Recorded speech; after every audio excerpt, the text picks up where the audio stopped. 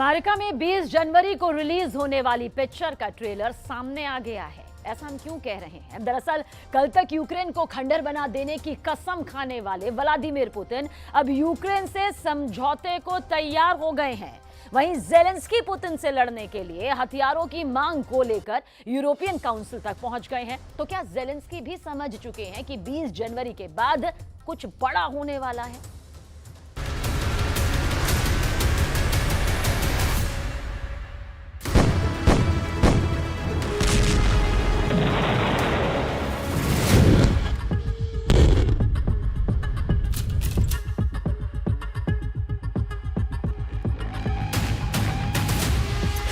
एक phone call और Putin ने सरेंडर कर दिया।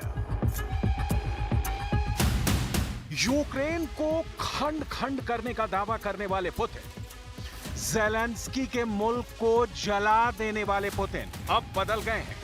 पुतिन अब समझौते की बात करने लगे हैं। पुतिन अब जेलेंस्की से बात करना चाहते हैं। पुतिन अब ट्रंप के साथ मीटिंग करना चाहते हैं। आखिर रातों रात क्या हुआ कि पुतिन का दिल और दिमाग पूरी तरह से बदल गया? पुतिन आखिर क्यों अचानक युद्ध रोकने की बात करने लगे हैं?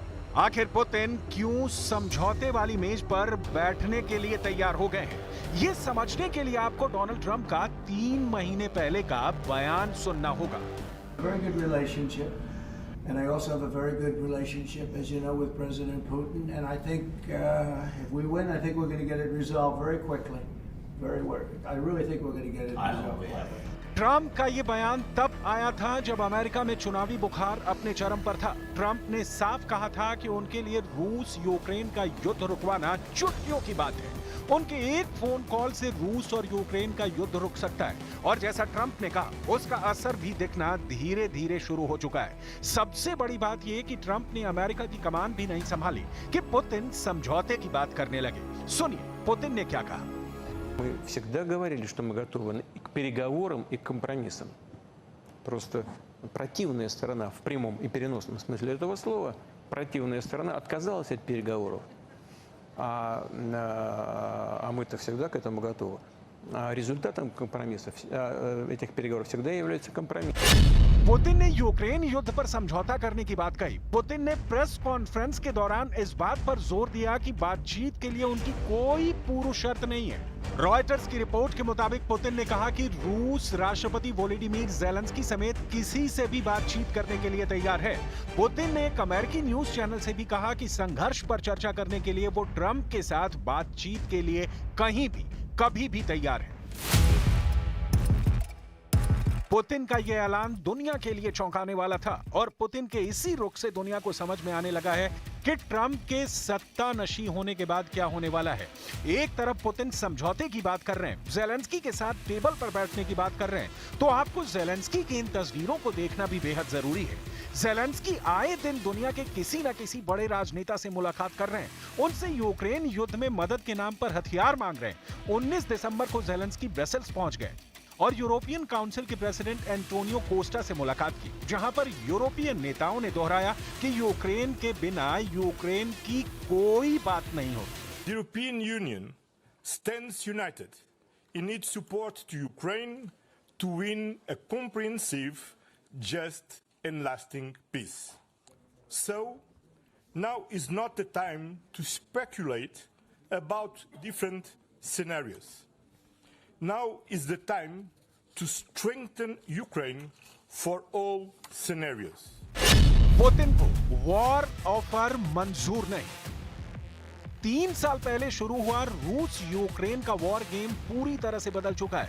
पुतिन जेलेंस्की से बात करना चाहते हैं, जंग को खत्म करना चाहते हैं, तो जेलेंस्की वॉर के लिए हथियार और पैसों की जरूरतों को पूरा करने के लिए यूरोपियन यूनियन के नेताओं से मुलाकात कर रहे हैं और कह रहे हैं कि ट्रंप को वॉर के बारे में कुछ भी पता नहीं है। I think that President Trump is strong man, and I want very much to have him on our side.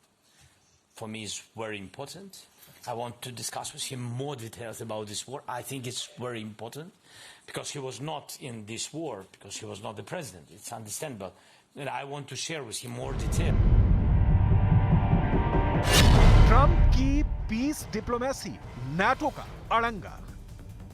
Ukraine युद्ध में शामिल हुए यूरोप के देशों को भी अपना भविष्य सुरक्षित नहीं नजर आ रहा है। ज़ेलेंस्की से मुलाकात के बाद यूरोपीय काउंसिल के प्रेसिडेंट ने कहा कि अब अटकलें लगाने का समय नहीं, अब सभी परिस्थितियों के लिए यूक्रेन को मजबूत करने का समय है। 20 जनवरी को ट्रंप यूक्रेन में युद्ध को शीघ्र समाप्त करने का वादा करके व्हाइट हाउस लौटा और रूसी राष्ट्रपति व्लादिमीर पुतिन के साथ अपने संबंधों पर बात की। कई यूरोपीय देश चिंतित हैं कि ये यूक्रेन के लिए खराब सौदा हो सकता है।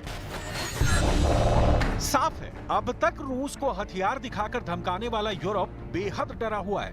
रूस यूक्रेन युद्ध में यूक्रेन का साथ दे रहे नाटो को भी पता है कि इस जंग में अमेरिका की मदद के बिना एक भी दिन टिकना बेहद मुश्किल है।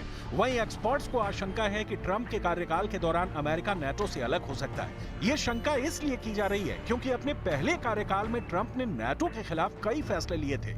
इतना ही नहीं, उन्होंने नाटो सदस्य देशों को उनके मुंह पर धमकाया भी था।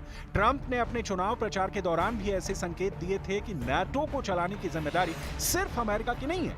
ऐसे में सहयोगी देश डर रहे हैं कि कहीं रूस के खिलाफ उनकी की गई मेहनत पर पानी न फिर जाए। लेकिन ट्रंप के लिए नाटो से अलग होना इतना भी आसान नहीं है। कानून रोकेगा ट्रंप कहां? बाइडेन को पता है कि ट्रंप के इरादे नाटो को लेकर ठीक नहीं है। इसीलिए 1 साल पहले ही अमेरिका ने कानून बनाया था कि जब तक अमेरिकी कांग्रेस मंजूरी नहीं देती तब तक अमेरिका नाटो का साथ नहीं छोड़ सकता। हालांकि ऐसी आशंका है कि ट्रंप ने पहले से ही इसकी काट खोज रखी है। ये एक ऐसा तरीका है जिसका इस्तेमाल उन्होंने पहले भी किया है। दरअसल 2023 में सीनेटर टिम कैन और मार्को रूबियो ने कानून बनाया जिसमें यह आवश्यक है कि नाटो से बाहर निकलने के लिए किसी भी राष्ट्रपति के फैसले को या तो 2/3 सीनेट की मंजूरी मिलनी चाहिए या कांग्रेस के एक अधिनियम के माध्यम से अधिकृत होना चाहिए। सांसदों ने वित्तीय 2024 राष्ट्रीय रक्षा प्राधिकरण अधिनियम के हिस्से के रूप में कानून पारित किया जिस पर राष्ट्रपति जो बाइडेन ने हस्ताक्षर किए। लेकिन जो ट्रंप को जानते हैं, ट्रंप के स्टाइल को जानते हैं, वो कहते हैं कि ट्रंप विदेश नीति पर राष्ट्रपति के अधिकार का हवाला देते हुए कांग्रेस के नाटो सुरक्षा घेरे को दरकिनार करने की कोशिश कर सकते हैं। ट्रंप कांग्रेस के प्रतिबंधों को दरकिनार करने के लिए पहले भी अमेरिकी राष्ट्रपति को मिले इस अधिकार का इस्तेमाल कर चुके हैं। इसलिए यूरोप की टेंशन टाइट है।